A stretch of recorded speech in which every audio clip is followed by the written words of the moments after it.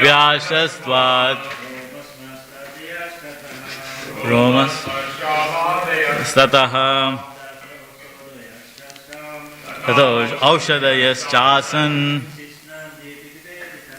Shishna Nirvibhede Tataha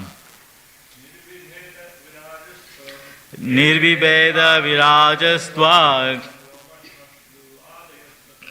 Romashmashva Adayas Tataha Tato Aushadayas Chasan Shishnam Nirvibheda Tataha. Mataji's want to try? That's okay.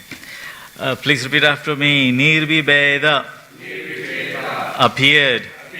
Virajaha of the universal form. Twak skin. Roma hair. Shru beard. Mustache. Adayaha and so on.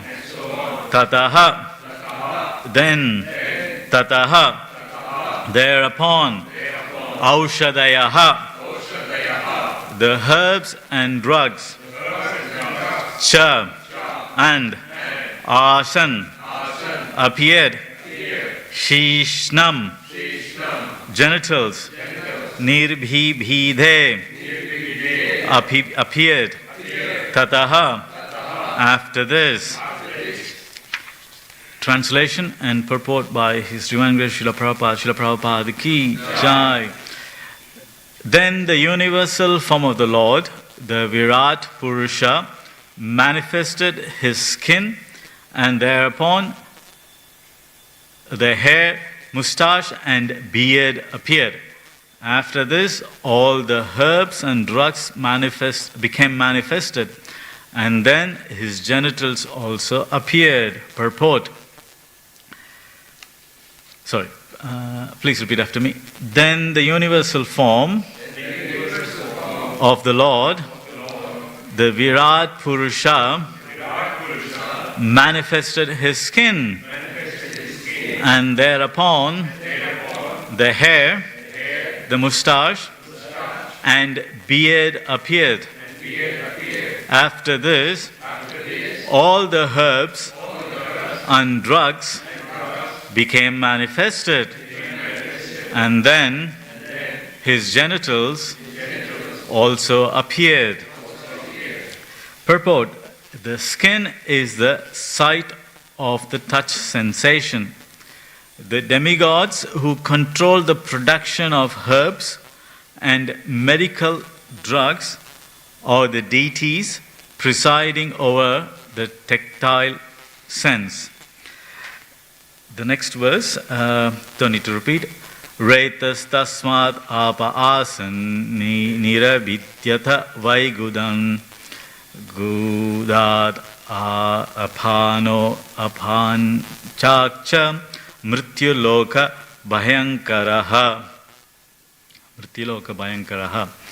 Retas, semen, tasmat, from that, apaha, the demigods who preside over the waters, asan, appeared, nirabhidyatha, was manifested. Why? Indeed, gudam, an anus, gudat, from the anus, apanaha, the organ of defecation, apanat, from the organ of defecation, cha, and mrityuhu, death, lokabhayam karaha, causing fear throughout the universe. Translation. After this, semen, the faculty of procreation, and the God who presides over the waters appeared. Next appeared an anus, and then the organs of defecation, and thereupon the God of death, who is feared throughout the universe. Purport. It is understood herewith that the faculty to discharge semen is the cause of death. Therefore, yogis and transcendentalists who want to live for greater spans of life voluntarily restrain themselves from discharging semen. The more one can restrain the discharge of semen, the more one can be aloof from the problem of death. There are many yogis living up to 300 or 700 years by this process, and in the Bhagavatam, it is clearly stated that discharging semen is the cause of horrible death. The more one is addicted to sexual enjoyment, the more susceptible he is to a quick death.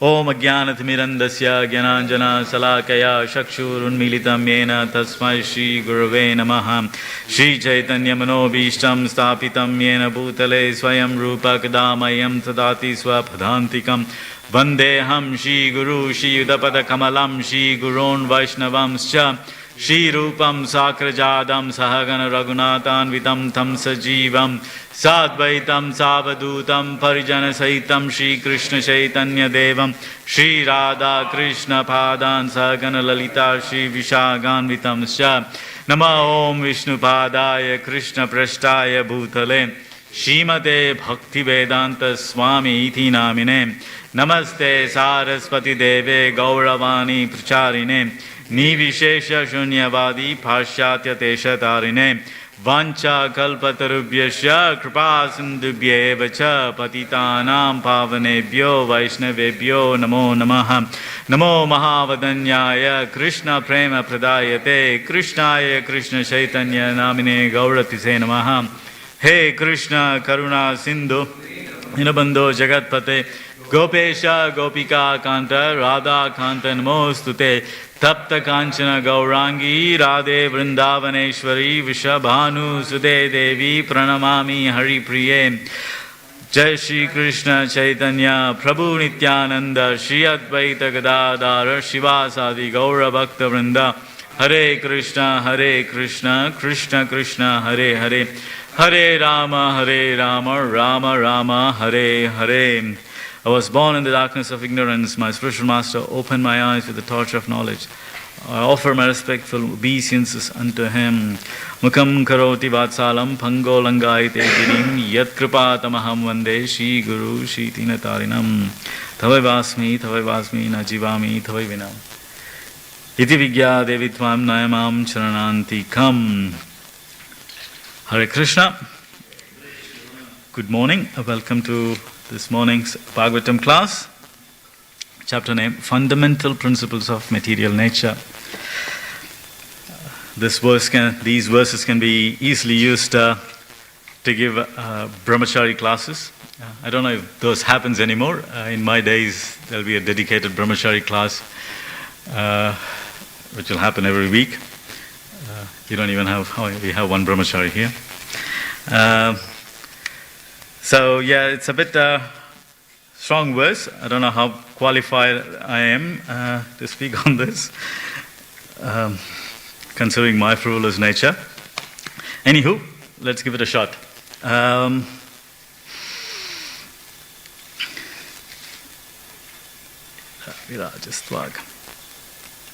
So to recap what's happening here, this chapter, till verse 50, Kapila Muni is giving conceptual study or conceptual understanding of the primary creation.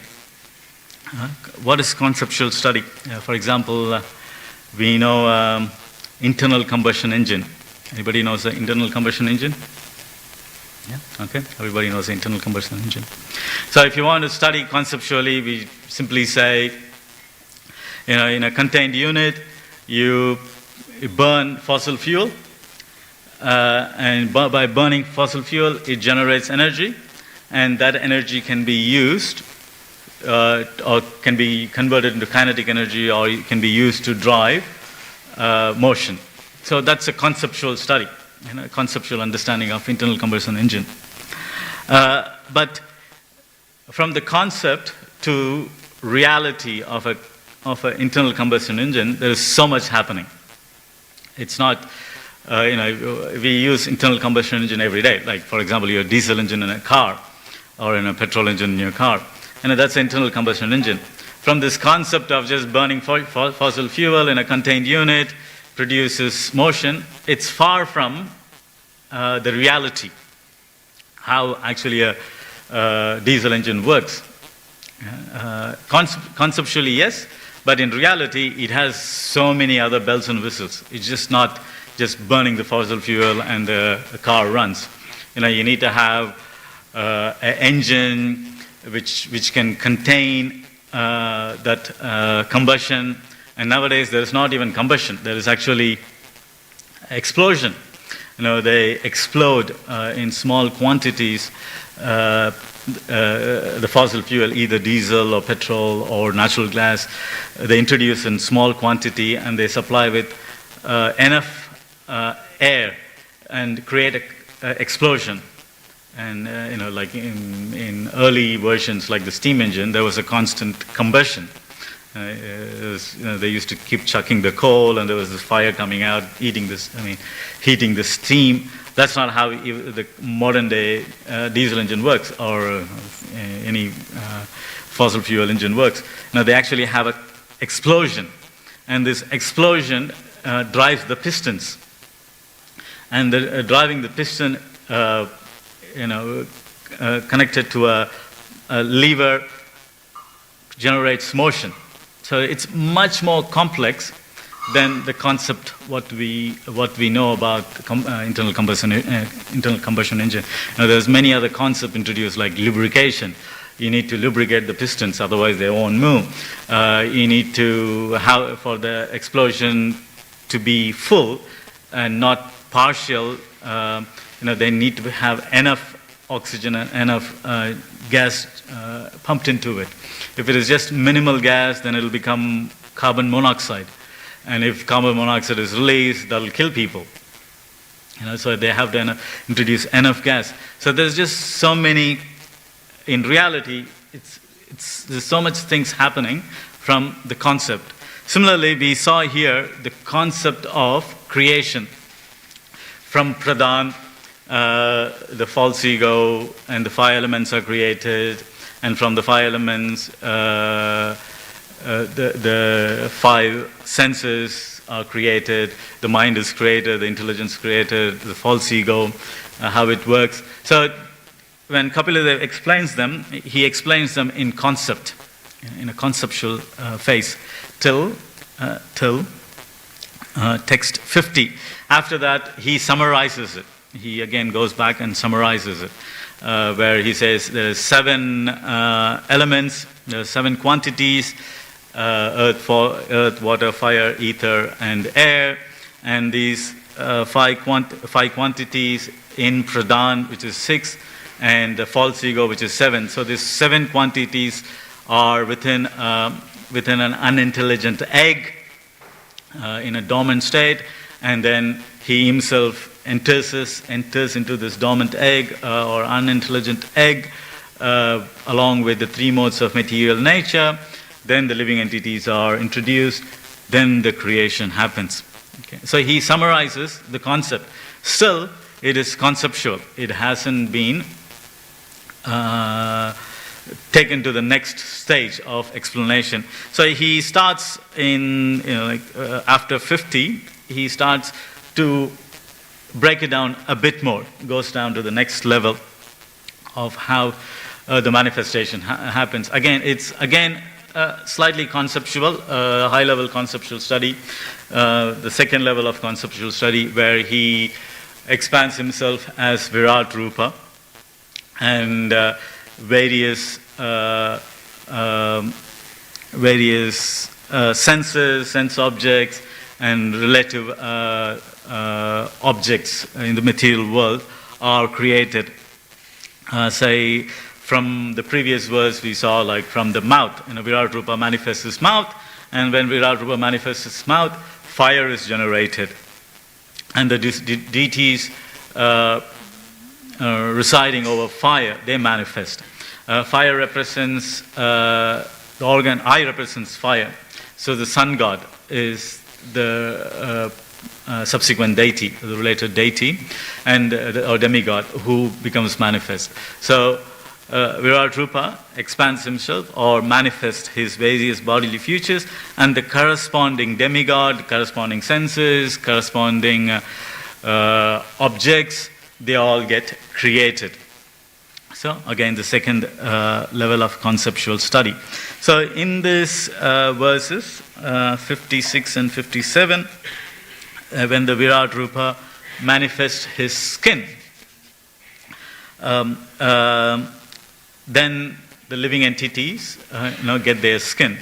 And when he manifests hair in his body, like the beard, a mustache, all the drugs and herbs, they get manifested. And in the next verse we can see when the Virat Rupa manifests semen, the living entities also get semen. And when the presiding deity is Varuna, and he appears. And the next appears is anus and the other organs used for defecation. And the demigod, Yama, who's the relative demigod, and he appears. And because of his appearance, or through Virat Rupa manifesting that particular sense organ, the living entities have the function of processing the food and defecating. If the Lord doesn't manifest that object, we will just blow up and die.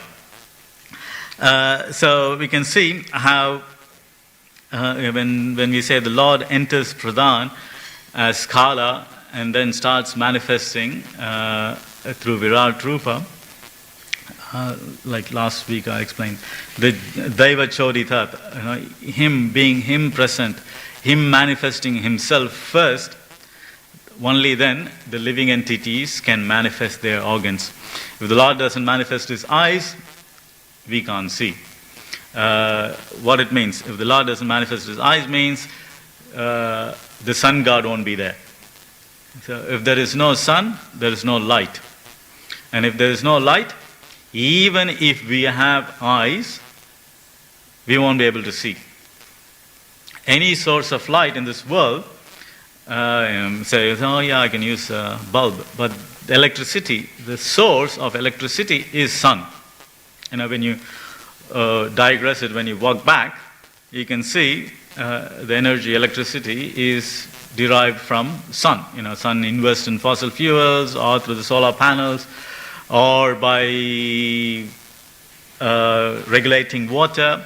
Sun is the one who produces the source of light, or the light what we see in this material world. So if there is no sun or moon, there is no light. Okay? And if there is no light, even if a living entity has eyes, we can't see. So the world will be immersed in darkness. So unless the Lord manifests himself, or appears himself, has his hand in everything, only then the living entities can actually function. Even our own material senses, which we are very proud of, can work only if Lord manifests.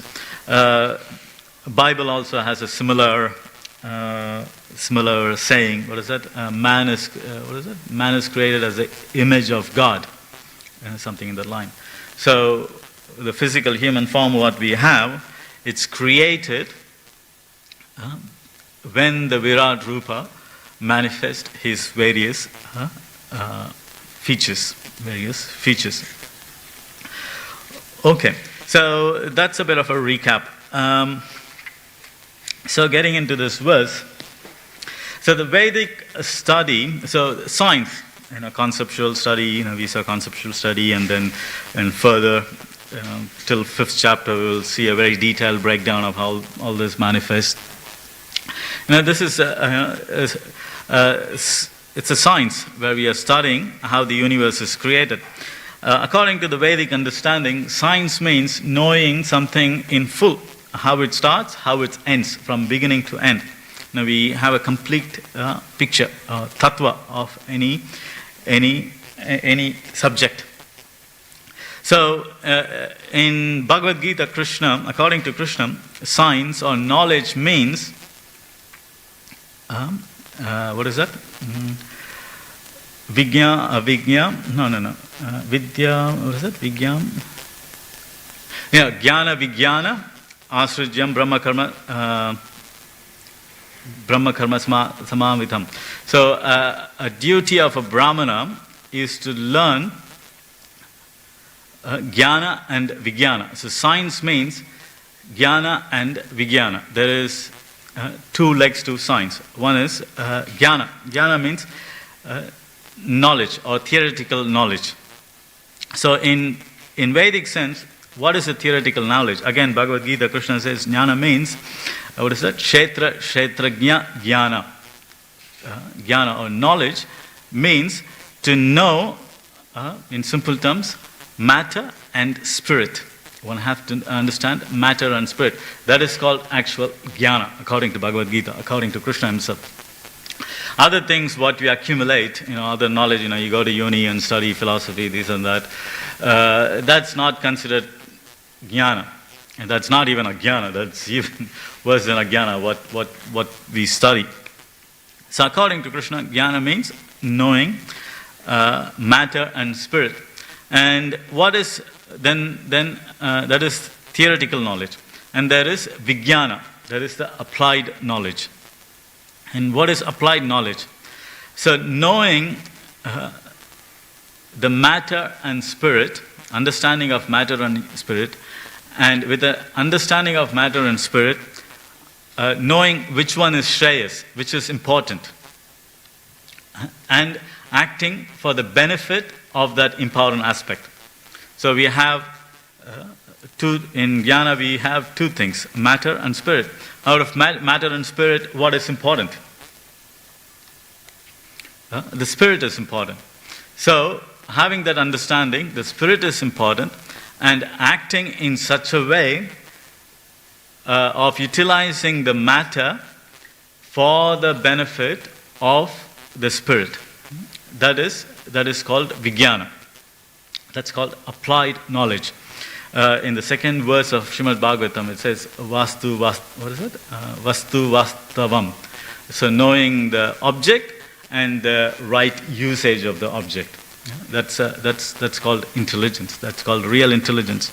So here, not here per se. The Vedic. That's how Krishna defines what is knowledge. Even in the mundane education sphere, we have physics, and then we have applied physics. We have I don't know. In my days in universities, they actually used to offer a 4-year course called Applied Physics or Applied Mathematics, where there's a theoretical mathematics and then there's applied mathematics, and there's theoretical physics and there's also applied physics, where the theory, they teach you how to use it in practice. If you just study theoretical physics, there's just theorems and concepts you're studying. The material energy, the energy works like that, the potential energy works like that, the kinetic energy works like that. So they just study the theory. In applied physics, they study how it can be applied in day-to-day life, how you can make, internal combustion engine, or how you can propel a rocket, whatever. So there's applied study. It's a similar thing here. The jnana is understanding the matter and spirit, and vijnana is using that understanding for the benefit of the superior matter or superior element, which is the spirit. So, if we don't take the Vedic understanding, if the modern way of understanding is, they ignore the understanding of jnana is partial. They only recognize the matter. They don't recognize the spirit. Now, it doesn't matter if you go and talk to any person who has Nobel Prize in physics. If you go and ask about his understanding, he could only explain the matter. He might explain it in a more subtle way, all the mechanics behind it. but he has no understanding of the spirit. The spirit is completely ignored. So what happens without the understanding of spirit, they don't know what benefits, what is the ultimate benefit, what is Shreyas. So what they end up doing is whatever the knowledge they have, they use it for sense gratification, just gross sense gratification. Yeah? And that's how what happens if you ignore one element of the jnana. When we come to the Vedic understanding, it's still sense gratification, but they have a slightly different understanding. They do it in a more sophisticated way, the Vedic understanding. Even though the Western culture or the modern culture thinks that they are very sophisticated, but when you look at the Vedic system is actually the real sophisticated methodology, where knowing the matter and spirit, the Vedic understanding works with the Chatur Purusha Arthas. 4 Purusharthas. Purushartha means when a living entity is in a material body, especially human beings, and when they think they are the controller, when they are convinced that they are the controller, they are the enjoyer, and they want to enjoy in a sophisticated way, so they use the Purusharthas. And the 4 Purusharthas are Dharma, Artha, Kama, and Moksha. So, Dharma. First thing is Dharma. People come to temple, Vedic system, people go to temple, they give a bit of a donation. They come to temple on a Saturday, I don't know, different people go to temple on different days. Why are you guys in temple today? Is it somebody's birthday? No? You just came? You just wanted to pray. So, now people, this is the Indian way of doing, they come to pray. What do they pray? They pray that they get enough money or happiness, a nice house, children. So they pray for various facilities. So the Dharma is coming to a temple, giving donation, feeding people, praying. They do all those things so that they can get some benefits. They get some benefits. Oh, Krishna, give me some money, give me some intelligence, give me PR,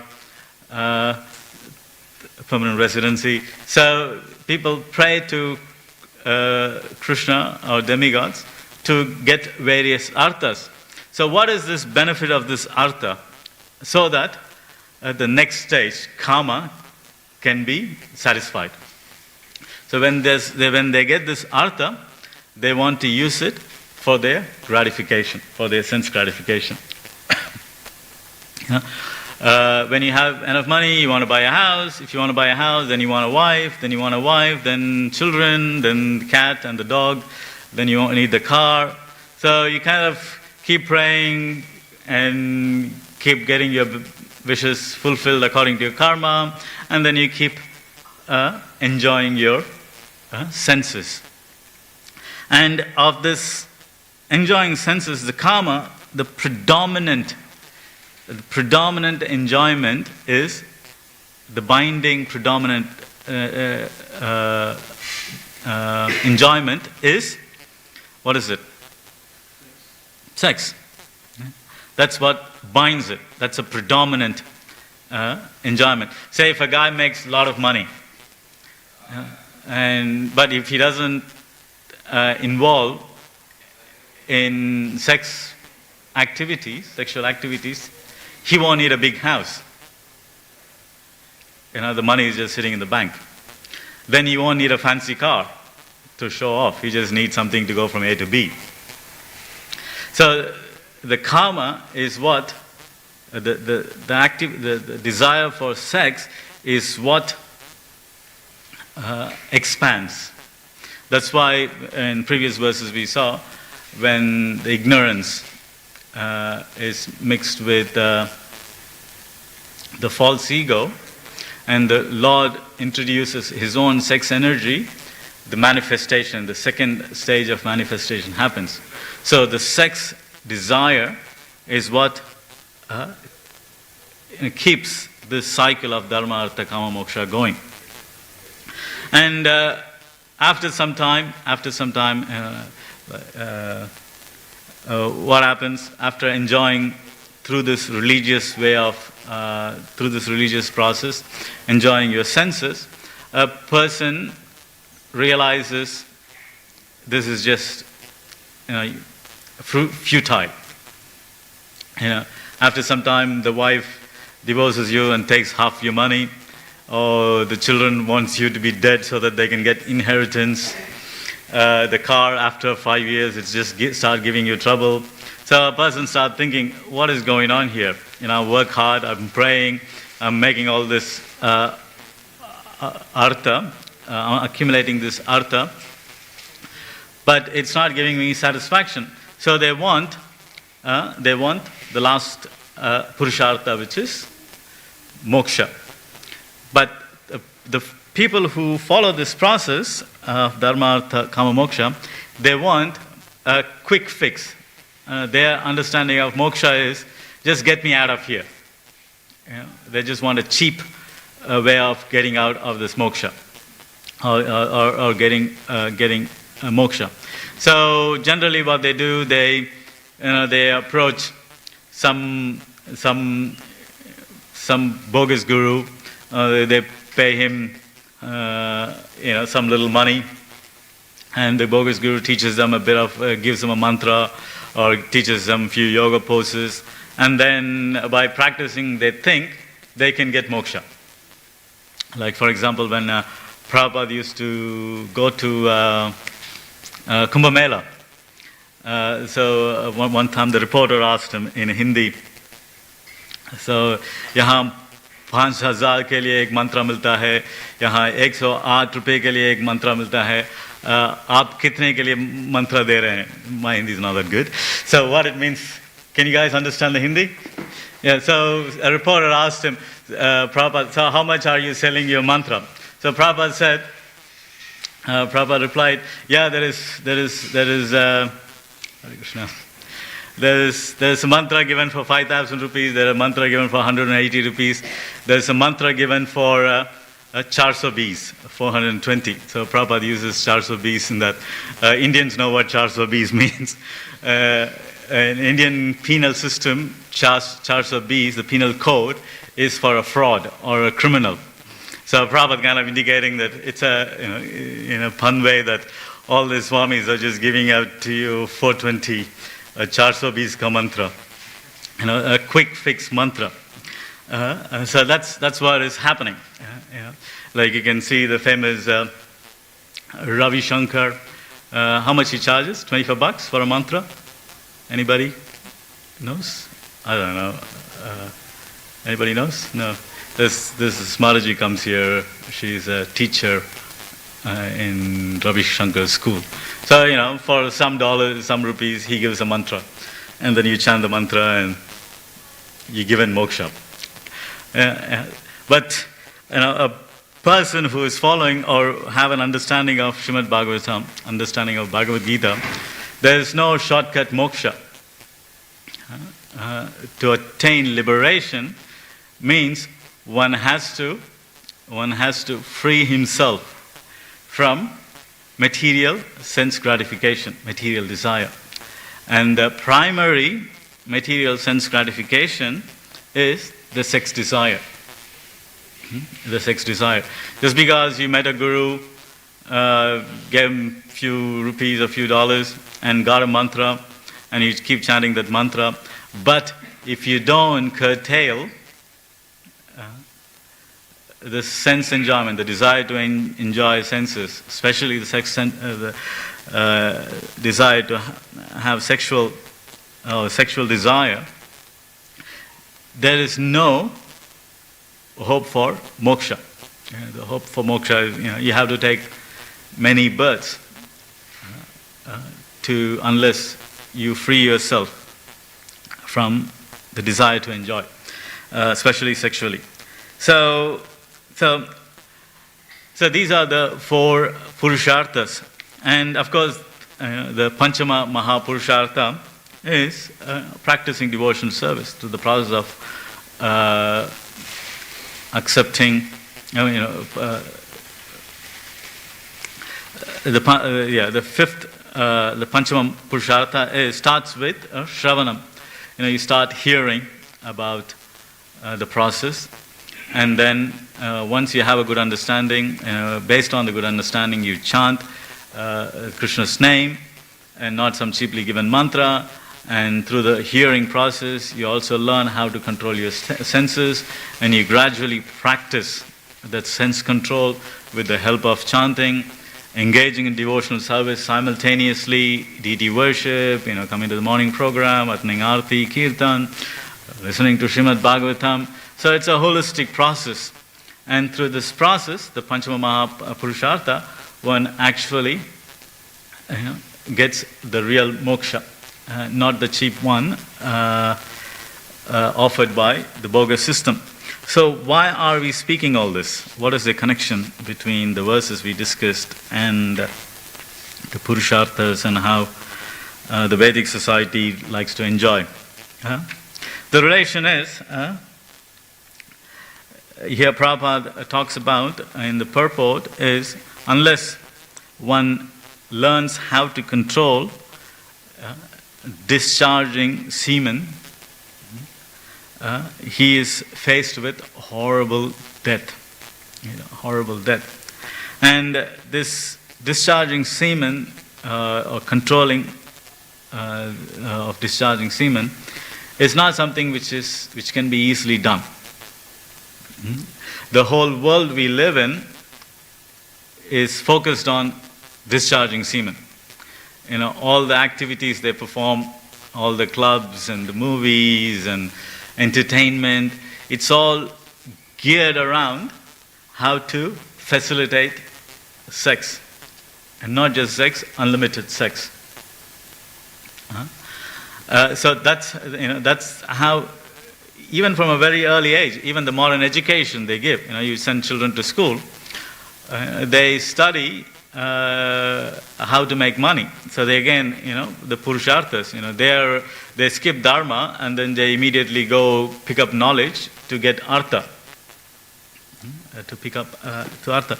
So the whole world, the material world, is geared towards, if you put it in a very gross way, is geared towards discharging semen. And when they get exhausted by discharging semen, then they start having supplements.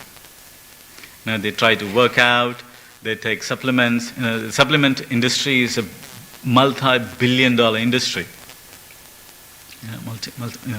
There's so much money going in. So that, it's like you keep emptying the tank, and then you keep trying to increase top of the tank by taking supplements. And supplements doesn't work after some time. Then what you try to do is then you try to cope with alcohol or further intoxication. And that's the world, that's the modern world. That's the world we live in. Okay. So to lead a life based on the teachings of Srimad Bhagavatam, one has to start in a very early age. From a very early age, a person has to be trained how to save the sexual energy. Kaumaram acharita. From the age of 5, one starts the study, the foundation, how to save the spiritual energy. And if a person becomes successful from a childhood till the age of 25, he is successful in saving the spiritual, the sensual energy, then his intelligence becomes so polished. Then for him to understand the scriptures, to follow the path of spiritual realization becomes easy. Yeah? Controlling the senses becomes easy. Yeah? It becomes manageable. So once it is manageable, then even if he associates with the opposite sex, with the female, he is able to control it. And just because he's learned for 25 years doesn't mean, again, when he enters the 26th year, he becomes, goes crazy, have unlimited sex. No, the idea is, since you learned and since you have accumulated the strength to control, so when you're in the Grahastha ashram, post 25, you can manage it. You can deal with the three female, but in an extent you can control your senses. And as soon as you hit certain age, the age of retirement, the system is geared in such a way you slowly withdraw, and then again go back preserving your sexual energy and focusing more and more on spiritual life. So this is the straightforward way how a person can control his senses and engage in spiritual life. So what is the mechanics of this? How it works? So the semen, the male potency, when it is not wasted, when it doesn't flow down, it flows up. It flows up, and through the Kundalini structure, it flows up, and it reaches the brain. And what it does, when it reaches the brain, it nourishes the brain. It gives nourishment to the brain, because this substance is very powerful. Just a micro aspect of it can produce life. Okay, the scientists have all the means and techniques they invented, all the tools they invented. They even invented the atom bomb, which can even destroy the whole planet. But they haven't come up with the substance which can produce life. And this life-producing substance is atomic in nature, very minuscule. And it doesn't take too much. It just needs one to produce life. So you can see how powerful it is. And if this element raises up to the brain and nourishes the brain, then one becomes truly intelligent. Not only intelligent, it gives determination. So to follow devotional service, one needs determination, because you're always facing tribulations. I meet devotees who used to come to the temple, and I bump into them. Oh, what happened? I haven't seen you. Or they say, somebody told me to, yelled at me. Somebody mistreated me, so I left. So they don't have any determination. So in spite of somebody yells at you or mistreats you or things not going in your direction, the perseverance, the determination, it's not there anymore. We can see Dhruva Maharaj, even though he was just a little kid, he was determined to see the Lord, in spite of all the tribulations he went through. And that determination is gone. Study decision making. We live in a very fuzzy world. Nobody could make a clear decision. They don't even know what to do for themselves. What to speak of politicians? They're even worse. They just put committees on top of committees to make a decision, because nobody can really make a decision. In previous ages, the kings, the qualified kings who were trained in brahmacharya, they could make decisions. And these decisions actually worked. Oh yeah, we will go this side, we will conquer this, or we will establish a city. Very, very solid focus they had. And the generation, we don't have that. We can't decide. Our decision-making capacity is completely reduced. Health.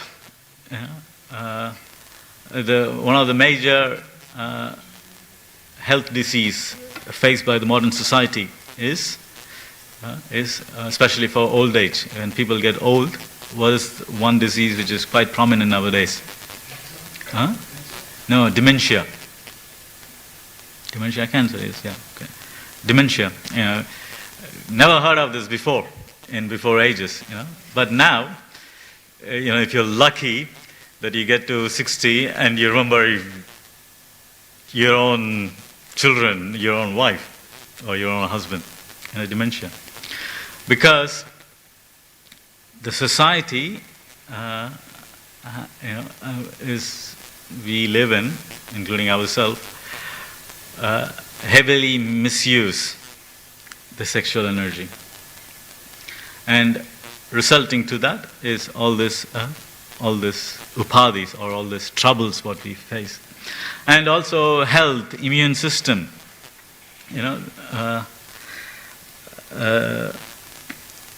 This sexual energy racing through the brain also keeps a very good immune system. It gives the ojas. Ojas means, when you see a brahmachari, practicing tapasya, strong austerity, celibacy, you can see a glow around the brahmachari. The ojas, everybody's looking at Bhava Vibhushan. Yes, you do have the glow. Yeah. So that, you have that glow, the ojas, the life force is emanating. It's not there anymore. People are perpetually tired. People sleep and they wake up tired. Then they drink coffee to keep themselves going. So these are the outcomes, the consequences of leading a frivolous life. So like when I was in my early 20s, and nowadays you have mobile phones, my early 20s, there was no mobile phone to store your number. So I remember I was applying for a visa to come to Australia, and a devotee in Mayapur, he said, this is the phone number. And I told him, just tell me the number, I'll remember. So he told me the number and I remembered. But now, I can't even remember the verses. Somebody has to help me to give me the kickstart, give me the first word, then I will remember the rest of it. So misuse of the sexual energy, degrades your memory. And memory is very essential for your spiritual progress. Not just to memorize verses, also to memory to remind ourselves every time we face circumstances. We are in trouble or we are in a situation.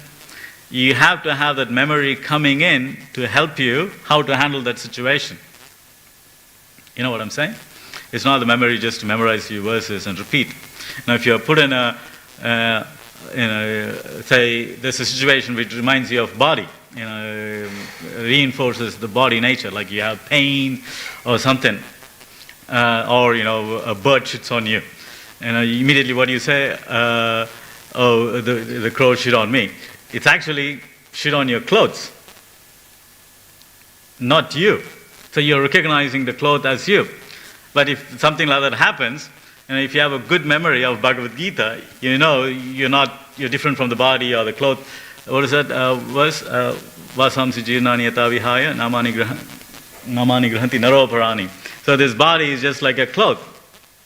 Similarly, if a crow defecates on you, it's just a cloth. So you use that. I'm just giving you a silly example.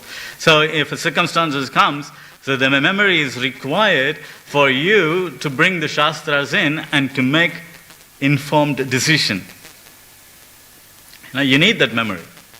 And since our memory is all over the place, we can't even remember verses, then how we make intelligent decisions. Intelligent decisions, beneficial, shreyas decisions, which are beneficial for the soul. So, it kind of tells you the importance of how to look after their body, control their senses, so that the jnana and vijnana, the applied knowledge could be applied for the benefit of the shreyas, the uttamam, the shreya uttamam aspect, which is the spirit soul. The spirit soul.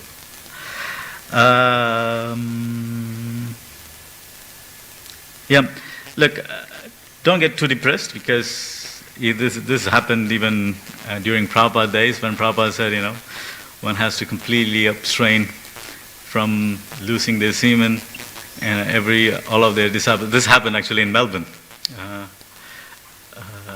when Prabhupada was visiting, and Prabhupada could see everybody's face just sunk. We all come from untrained background, so that's our past, and it is a struggle. So one has to just be cautious about it and take proactive measures, how you control your sexual energy. Of course, the easiest way to do it is to get married. What is that? Balam balavatam chaham kamaraga vivarjitam dharma viruddha bhuteshu kameshu bharatarshabaha. So sex within the confines of dharma, within the boundary of marriage, if used for procreation, is Krishna himself.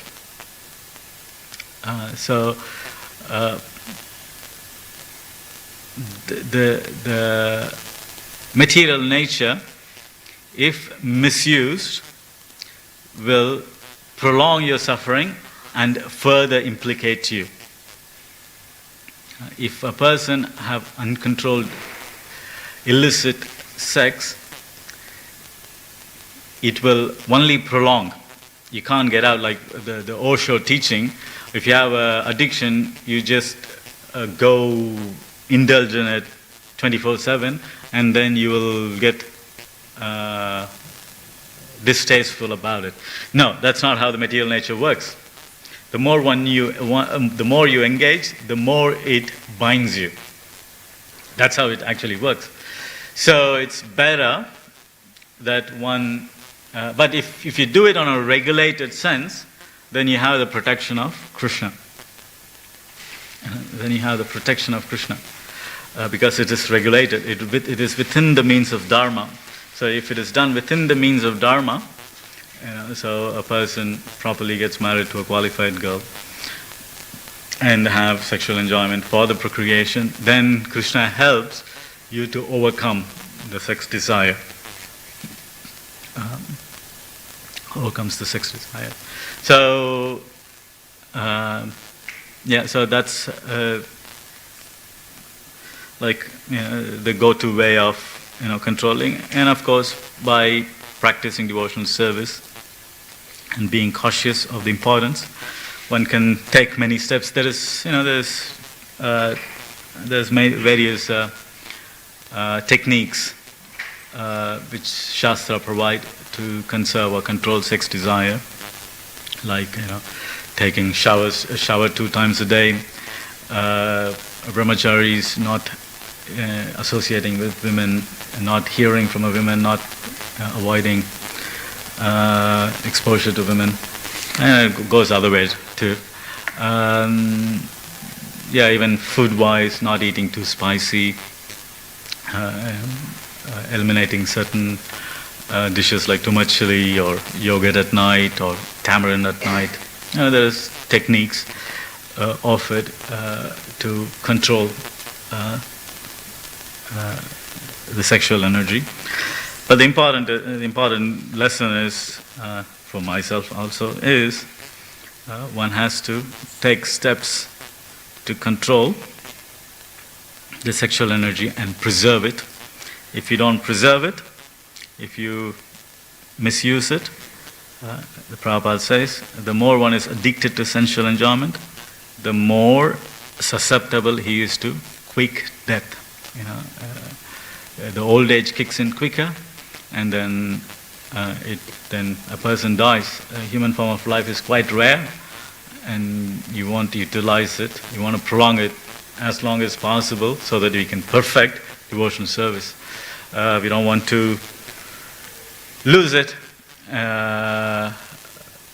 because of excessive enjoyment and die quick and then have to come back again. We don't want to do that. All right. In that note, I'll finish. If you have any questions, comments, corrections, fire away. Yeah. It's an interesting purport and also very important purport to X57 Prabhupada mentioned in other places as well. Yeah, this particular verse is quoted, this purport is quoted in many times. So, in Bhagavatam, Prabhupada quotes this. And similarly, 7, 8, 11, also in that purport, also Prabhupada quotes quite a few times. I was just wondering, the death rate is 100%, right? And these days if you see... Is there any place which is not 100%? No, I'm saying as a fact. Okay. What I was going to say was, the life expectancy these days, either for the materialist or a spiritualist, seems to be pretty much same, about 70 years or 80 years, right? So Yeah, because I do understand what Prabhupada is saying, but I'm just... no, there is definitely a clear distinction. That's not your statement is not true. Spiritualists, in the sense, people who have not been trained but taken up spiritual life also die around the 70 mark. I'm not disagreeing, but here the importance is that if a child starts from a very early age and learns to preserve from an early age, then he has the capacity to lead a long life. In our situations, we all show up in our 30s, we already wasted, we are already done. And then, we take up the process, then, we make it till 70. But if a person, again, it's a general statement, I don't want to get specifics. If a person generally, starts controlling from a very early, from the 20s or whenever they joined, they still can have their intelligence sharp even till death. Even if they're dying at 70, their intelligence is quite sharp. People who take up spiritual life. If you, even in our own history, limited history of ISKCON, we can see devotees passing away, the first generation, but they are pretty tuned in when they are dying. They're not dying out of, they're hitting 60 and losing their mind, going into dementia.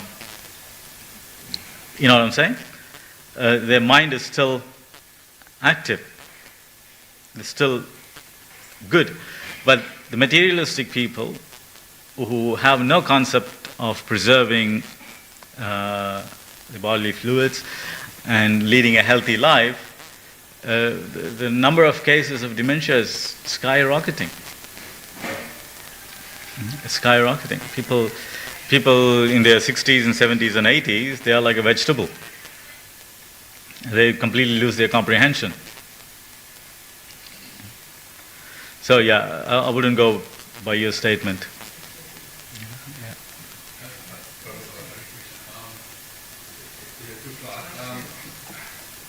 I'm just trying to figure out limited knowledge. What's the high purpose of Krishna doing all this? Because there's kind of like contradiction. There's a contradiction in creation. Like on one hand, we are we sent down to this material world to suffer. No, we are sent down to this material world. Well, okay, what's your question? To enjoy, maybe to enjoy whatever. Well, yeah, that's all. But the other thing is, why is Krishna creating procreation? He must have a purpose, procreation. On one hand, he wants procreation because otherwise he won't create a gentle. Yeah. And on the other hand, he created an environment for us to try to polish ourselves so we can go back. Is it because he's trying to populate the spiritual world with more people? No. Look, there's now Krishna is not limited in manpower. It's not like So kind of, no, yeah. Look, how do I answer this?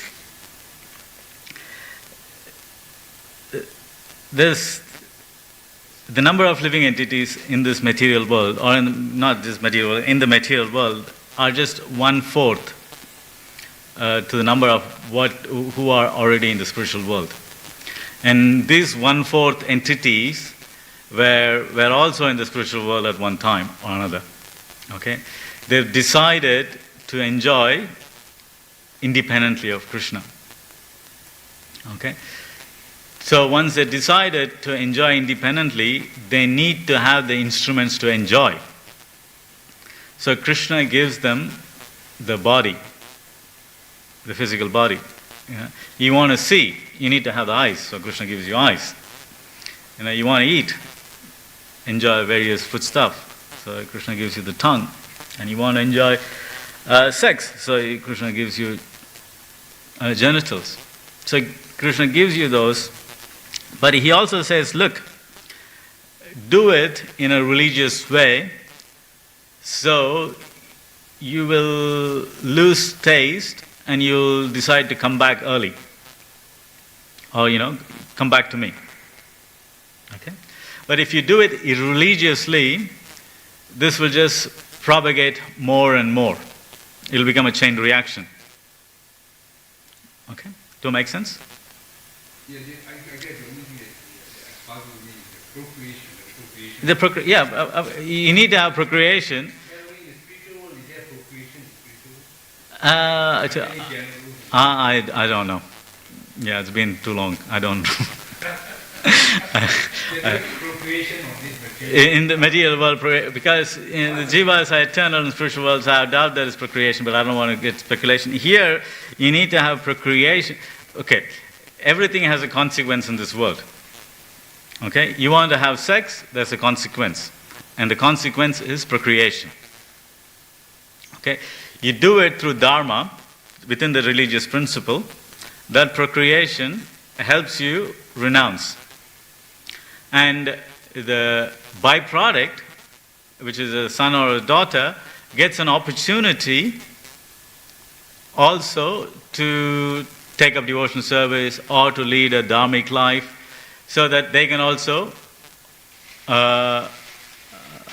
liberate themselves. You know what I'm saying? There's millions of souls who want to take birth. Now all the ladies want to have a cat or a dog. They don't want to have children. Yeah, like We bring the child to this world. We actually bring the child to you are giving a human form of life to the child, and that human form is very precious to get that. There's millions of living entities want to attain that. Like, this little boy sitting here, nicely tilak, devotion, chants few rounds. That's a benefit. After millions of years, he has come to that position. So the parents has given him the opportunity. Parents have given this opportunity. And, hopefully if the person, you can leave it, thank you.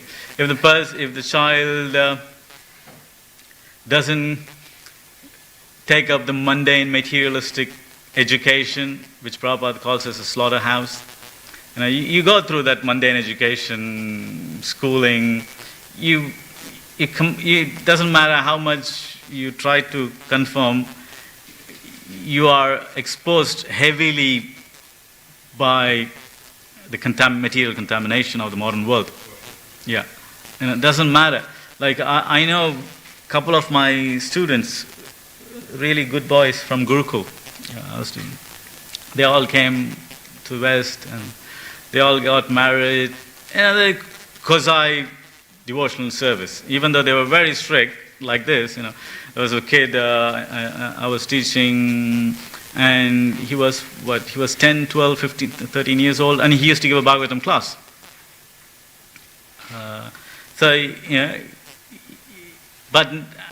But after coming here, going through universities and this and that, your focus, even though they are devotees in some way or form, their focus is somewhere, making money, having, you know what I'm saying? Yeah, so, yes, the procreation aspect is very important. It's the greatest preaching you can do. You're trying to preach and trying to bring more people. The easiest preaching is have nice children. And the society will grow by itself. Well qualified children. And bring them up, homeschool them, or send them to Gurukul. And, proper Gurukuls. Now the Gurukul system is a bit chaotic. Send them to train them up properly. They learn how to control their sex desire from an early age. Understand the scriptures. Becomes spiritually focused. Their focus is spiritual. And the best preaching activity a parent can do. So that's why Prabhupada said, for a mother looking after a devotional child is the biggest preaching she's already doing. She doesn't need to go preach and do this and conquer the world. It's not required, because she's already making a seed which is going to fructify and become a big banyan tree. Like Devahuti, just one son saved the whole planet. Even after billions of years, he's still saving people who read it. So now you understand procreation, the importance of procreation. Of course, the procreation where people just have a glass of wine and it's a mistake, it slipped through, mistake, and then, the child is born and it just grows up like cats and dogs with no samskara, with no... and then on top of it, they're put through this modern education system, and they just become another beast, another animal. And I'm not talking about that procreation. Our procreation is what Krishna says in Bhagavad Gita, Dharma viridapa kameshu bhuteshu bharata shabha. To answer your question. Yes. Good. Yeah, we are over time, so if people want to leave, please leave. The population is continually growing. Yeah. So are these souls that are coming up from the... There's plenty of souls. There's unlimited number of universes. There's unlimited number of souls. It's not like it's just increasing because there's more people falling down. Nothing like that. These numbers are up and down. It's not a big deal. Like what is in the battlefield of Kurukshetra, where billions of people died just in one battle 5,000 years ago. Billions of people died. So where did those billion people came? It's like 1/8 of the population disappeared. 1/8 of the current population disappeared. So there's plenty of souls. Just get a religious wife and have children. You'll give them an opportunity. Not a low class woman, but a religious fine. Yeah. All right. Grantaraj Srimad Bhagavatam ki Nitai Go Premanande Vanchakal Patrabhisha Kripa Sindhu Bevacha Patitanam Bhavanebhyo Vaishnavibhyo Namo Namah Ananta Kodi Vaishnava Vrinda ki Jai Shri Prabhupada ki Jai.